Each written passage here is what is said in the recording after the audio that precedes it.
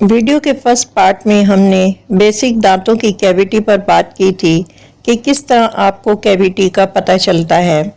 इस वीडियो में हम कैविटी और टूथ डिके के बारे में थोड़े एडवांस लेवल पे बात करेंगे। ये बात आपको यकीनन पता होगी कि दांत की कैविटी या डेंटल कैरीज की सबसे बड़ी वजह है स्ट्रेप्टोकोकस बैक्टीरिया। ये बैक्टीरिया प्लेक को बनाता है और एसिड प्रोड्यूस करता है। एसिड बनाने के बाद दांत में से कुछ ख़ास मिनरल्स को ख़त्म करके एनेमल लेयर को क्रॉस करते हुए अंदर दाखिल हो जाता है। एनेमल एक प्रोटेक्टिंग लेयर होती है जो कैल्शियम और फास्फेट से मिलकर बनती है और दांत की हिफाजत करती है। जब बैक्टीरिया इस लेयर को ख़त्म करके अंदर दाखिल होता है तो वो कैविटी करना शुरू कर देता है एक टॉक्सिक एसिड के ज़रिए। आपको कैविटी कभी नहीं हो सकती अगर आप कुछ ज़रूरी बातों का ख्याल रखें और दिन में 2 बार अच्छी तरह ब्रश करें। हमेशा एक अच्छा टूथपेस्ट इस्तेमाल करें जो फ्लोराइड पर मुश्तमिल हो। आपकी ब्रशिंग टेक्निक बिल्कुल प्रॉपर होनी चाहिए, जैसे कि दाढ़ों के ऊपर वाली सरफेस पे जहां होल बनना शुरू होता है वहाँ लाजमी ब्रश पहुँचना चाहिए। अगर आप ऐसा नहीं करते तो फूड पार्टिकल्स वहाँ डिपॉजिट होना शुरू हो जाते हैं जो डेंटल कैरीज करते हैं। इसके अलावा ज़ीरोस्टोमिया भी एक वजह हो सकती है जिसमें मुंह के अंदर थूक नहीं बनता।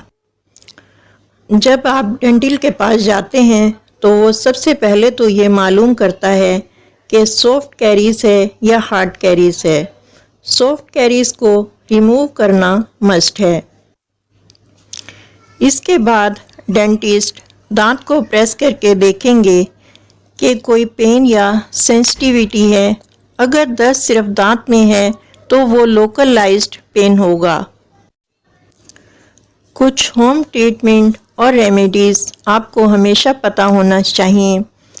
अगर इमरजेंसी है और आप डॉक्टर के पास नहीं जा सकते तो ऐसे में आप इन रेमेडीज़ को फॉलो करके कुछ टाइम के लिए रिलीफ ले सकते हैं, मगर ये टेम्परेरी रिलीफ होगा। आप अपने दांत पे लौंग, जिसे क्लॉव भी कहते हैं, वो भी रख सकते हैं।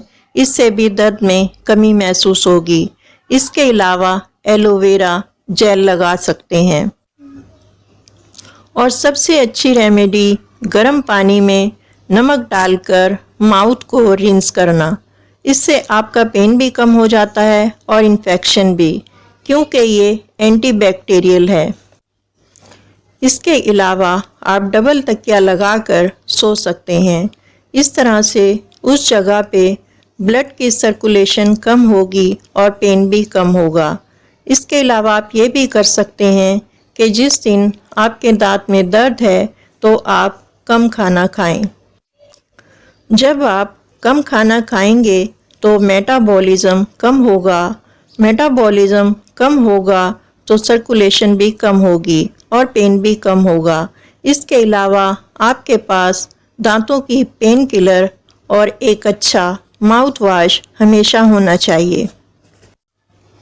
अगर कैविटी की डेंटल ट्रीटमेंट की बात की जाए, अगर आपकी कैविटी बिल्कुल स्टार्ट में है तो फ्लोराइड ट्रीटमेंट के ज़रिए उसे ख़त्म किया जा सकता है, लेकिन शर्त ये कि वो एडवांस स्टेज पे ना हो।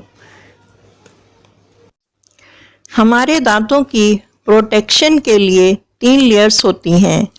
पहली लेयर एनेमल, दूसरी डेंटिन और आखिरी लेयर पल्प होती है। अगर आपकी कैविटी पल्प लेयर तक पहुंच चुकी है तो फिर फिलिंग नहीं हो सकती। अगर आप इस कंडीशन में फिलिंग करवाएंगे तो आपको पेन होगा। आपके लिए बिल्कुल भी सूटेबल नहीं होगी। इस स्टेज पे आके रूट कैनाल करवाई जाती है। कुछ लोगों की ये शिकायत होती है कि रूट कैनाल करवाने के बाद भी पेन में कमी नहीं है, तो इतनी जल्दी इफ़ेक्ट नहीं होता। कुछ डेज या कुछ मंथ लगते हैं उस ज़ख्म को भरने में, फिर वो अपना असर देता है। अगर एक बार कैविटी लग जाए تو واپس وہی دانت لانا ناممکن ہے۔ تو سب سے بہتر یہی ہے کہ آپ اچھی ٹپس کو فالو کریں، ڈینٹسٹ سے ہمیشہ رابطے میں رہیں۔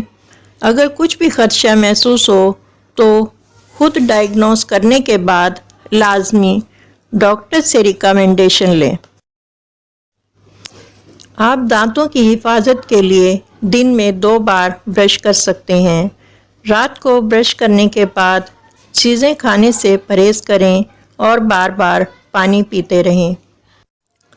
جنک فوڈز اور کاربوہائیڈریٹڈ ڈرنک سے بھی پرہیز کریں۔ اگر آپ کہیں باہر ہیں اور برش نہیں کر سکتے کھانے کے بعد تو بار بار پانی سے ماؤتھ کو رنس کرتے رہیں۔ جتنا زیادہ آپ لیٹ کرتے جائیں گے ٹریٹمنٹ اتنی زیادہ ایکسپینسو اور پینفل ہوتی جائے گی۔ تو بہتر یہی ہے کہ آپ ٹائم سے ڈینٹسٹ کے پاس چلے جائیں اور ایک اچھے مشورے پر عمل کریں۔ وٹامن ڈی کو اپنی خوراک میں لازمی شامل کریں۔ وٹامن ڈی کیلشیم اور فاسفورس کو جذب کرنے کا کام کرتا ہے۔ ایک اچھے فلورائڈ ٹوتھ پیسٹ سے برش کریں۔ شوگری فوڈ سے کٹ آف کر دیں۔ ورلڈ ہیلتھ آرگنائزیشن کے مطابق دانتوں کی کیویٹی کا سب سے بڑا ریزن شوگری فوڈز ہوتے ہیں۔ ان سب باتوں پر لازمی عمل کریں۔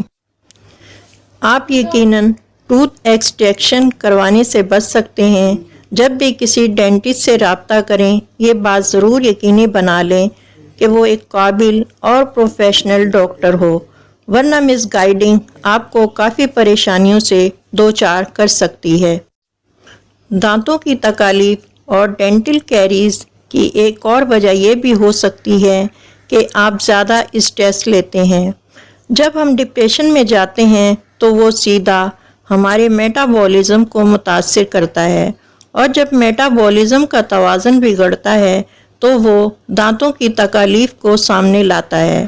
آپ دانت میں درد محسوس کر سکتے ہیں، اور پھر یہ کرونک پین جلدی سے ٹھیک بھی نہیں ہوتے۔